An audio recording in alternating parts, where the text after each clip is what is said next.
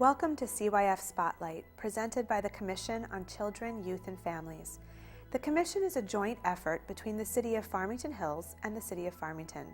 Its purpose is to foster a healthier community by focusing on our most precious resources, our children and our families. The Commission is made up of dedicated volunteers and community activists from all walks of life.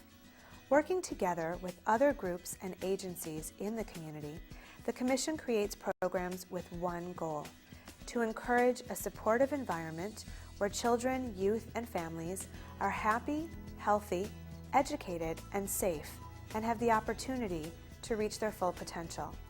The Commission is hosting this show to bring our focus and activities to the community. We welcome your input and support. You can learn more about our Commission at our website, www.cyf.us. According to the most recent data, 6.5 million children live in households headed by a grandparent. 71% of those grandparents are younger than 60, and most are working. On today's CYF show, we are going to talk about grandparents raising grandchildren. Our guests are Lysenia Jones and Mary Beth Sikora from the Farmington Public Schools. They are parent community coordinators. Welcome. Thank you. So I understand that this phenomenon of grandparents raising grandchildren is increasing, and we're not just talking about a visit, are we? No, we're talking about grandparents being the primary people in the young people's lives. And what format does this take? What are you seeing? We are seeing several formats. Sometimes it could be the grandparents as the primary persons in the home. Mm-hmm. Sometimes it could be the grandparents with maybe one of the parents living with them, but still the responsibility falling greatly upon grandparents. Those are just two of the configurations, but those are the two that we most often see. Okay. What are some of the reasons that grandparents need to be raising their grandchildren today? There are many reasons, and often we get into the stereotypical reasons that we tend sometimes to think of dysfunction first, but that is not always the case. There are reasons such as military deployment, illness, death, and economic conditions. Sure. And many other social challenges, but it's much broader than we often think. And we were speaking before the show about how this is almost coming full circle, that we have heard so many stories about generations earlier, families stayed together multiple generations in one home. And it seems like we're seeing a return to that. Is that true? We really do, and as Lysenia spoke about, there's so many different reasons for this. As we look at it and as we do our work, we really see the richness of that. And it really does look different in every family unit and throughout our community, but it definitely is prevalent. Well, and Lysenia, you had mentioned also that just because we in society move to separate homes and generations living apart, we still need the support of the extended family, right? The extended family is still in play, just that different configuration. Now there are separate units, but very often the grandparents still step in to be the support people, and in some cases they are required to be more support than in others, but it's sort of a revisit to a time past when grandparents were there. Sure, sure. Now I understand that you formed a grandparents group this year in the Farmington Public Schools. Congratulations. Thank you. Tell us a little bit about this group. It's an exciting group. We began about mid-year, and we had different staff throughout our buildings speak with us that grandparents from a number of different settings were coming and asking for some support. And the request was made, and so we determined that yes, we would. The exciting piece is that it has really been the grandparents who have determined the path that the group is taking. Wow. It really is finding out what their needs are and how we can support them as a school district as well as a community. And tell me some details about the group. How often does it meet? What kinds of programs do you have? We meet once a month, and just during the school year. And our programs, really, I'd like to share the wish list, if I Please, could, that please. Our participants developed. And that is exactly what it was called, a wish list.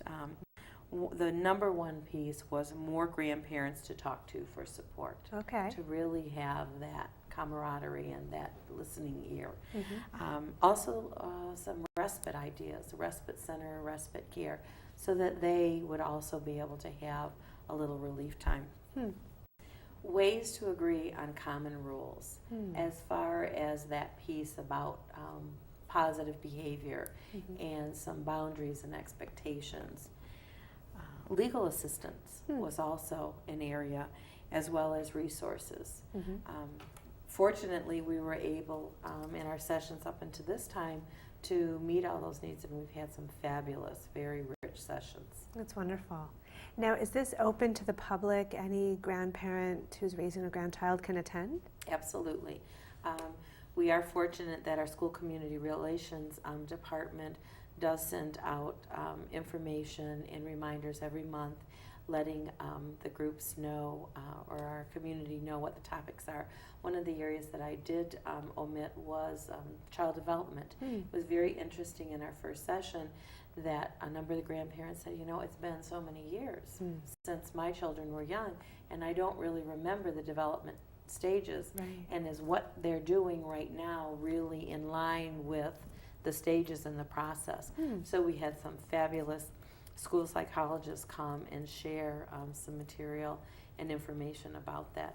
Wonderful. So yes, grandparents, and as Licinia spoke about, the grandparents who join us each month, it can either be that they are the head of that household, and perhaps the children's parents are not in that household, and sometimes it is a combination. Okay. Wow. Now, I know that there must be challenges and joys in raising a grandchild as the sole parent or as the one of the parents.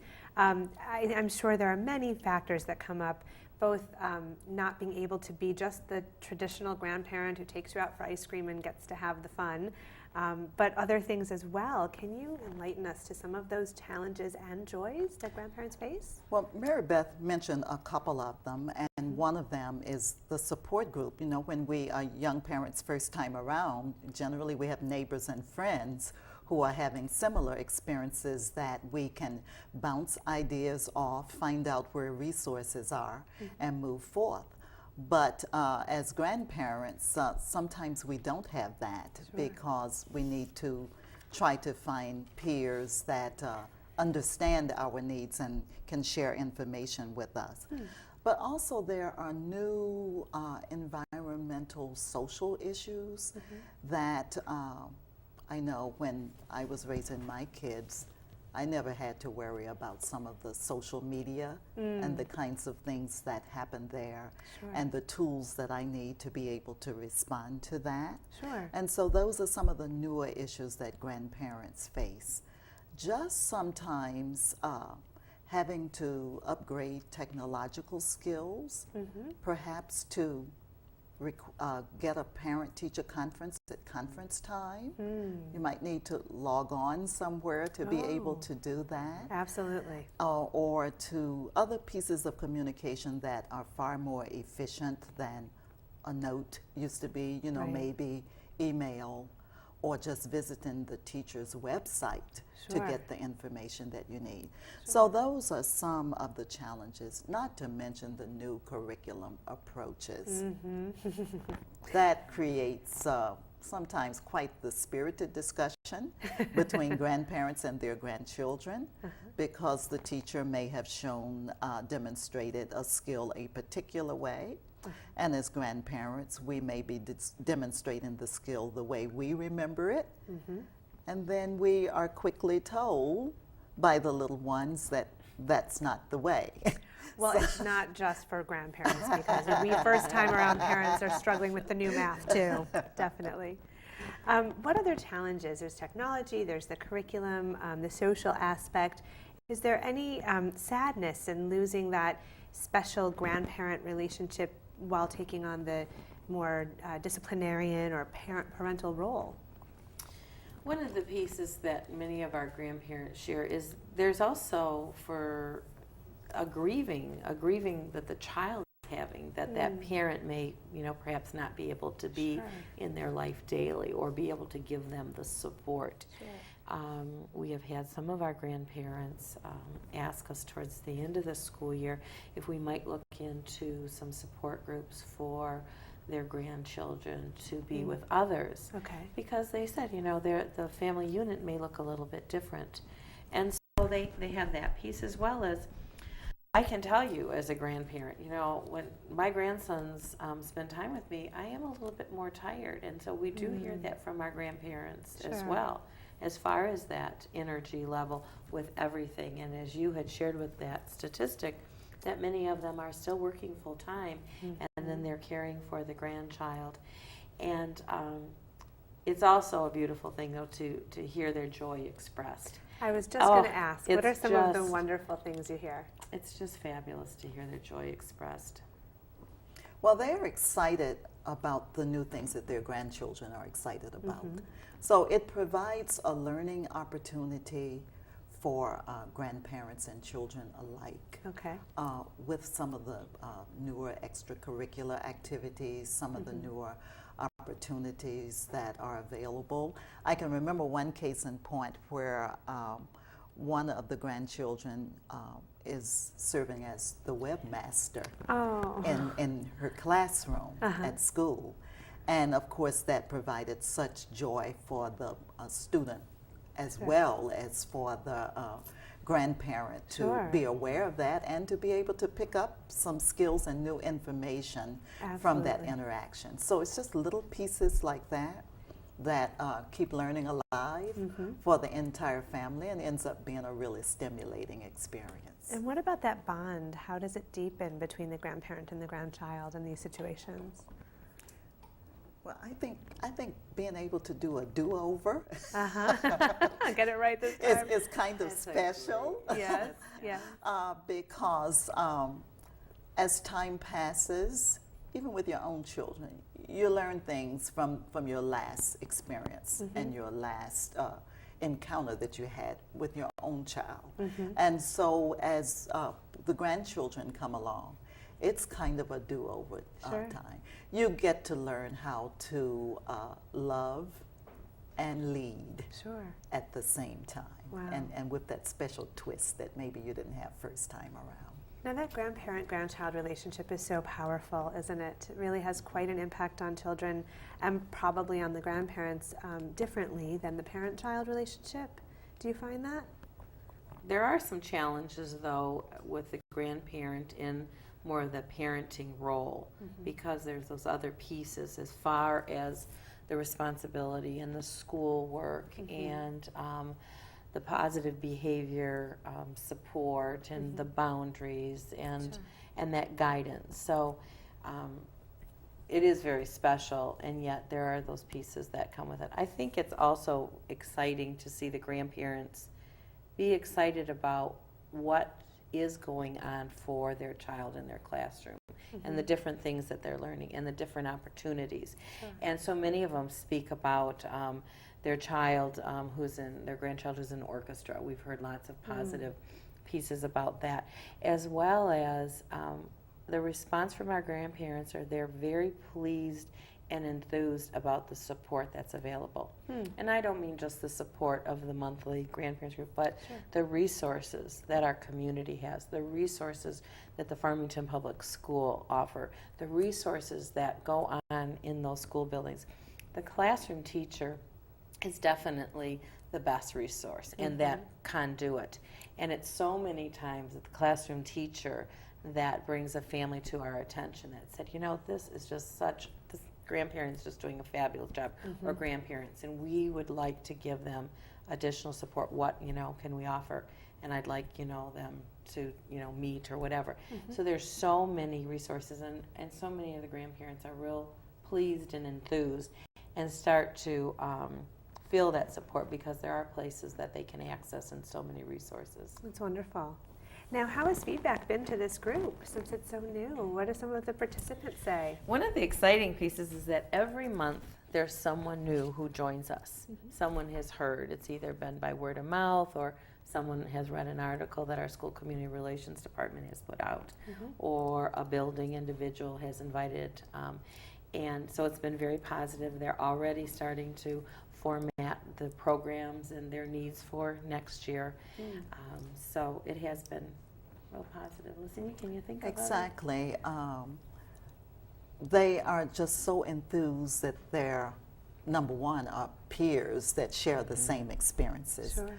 But they really are appreciative of the fact of being given an opportunity to say what we need and then have that actually take place. That's wonderful. And I have to say that the community resources have just been phenomenal. Wow. You know, we've had a legal services expert come in to provide that kind of information from the community. We have had staff people to come in to share their expertise on child development or positive behavior and how you would face discipline kind of issues. So it's just, they've been so pleased with all of that. Wonderful. Yeah.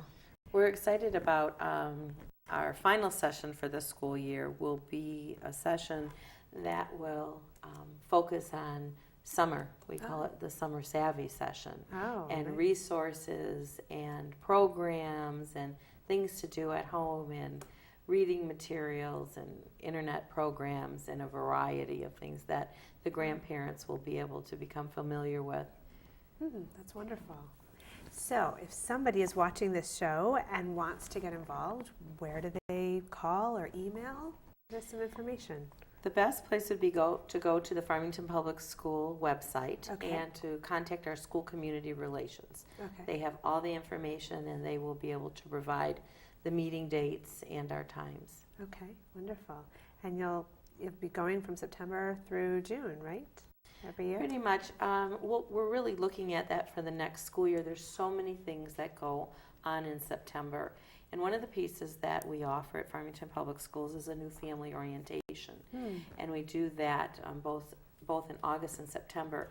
And it is our plan that all our grandparents who are raising their grandchildren are welcome to attend those as well. So we're really thinking about starting the sessions October on sometimes so that everyone can get settled in. And there's so many things with curriculum nights and beginnings of school and that we don't want to have them be too cumbersome. Well, this is wonderful information. Congratulations to both of you for starting such a wonderful initiative that fills a need. Is there anything else that we haven't touched on that's really important to share about grandparents raising grandchildren? Well, the main thing that we like to share is that it is a joy, and that similar to when we were raising our children, there will be a hurdle that we must jump from time to time, but then there are people here that can give us the undergirding that we need to enjoy what is at hand upon us and to seek the support of the community. It's all about connection, isn't it? It is. Relationships, relationships, relationships. Absolutely. In everything that we do. Absolutely. Thank you so much for all you do and for being here today, and good luck to your program. Thank you for having us. Yeah.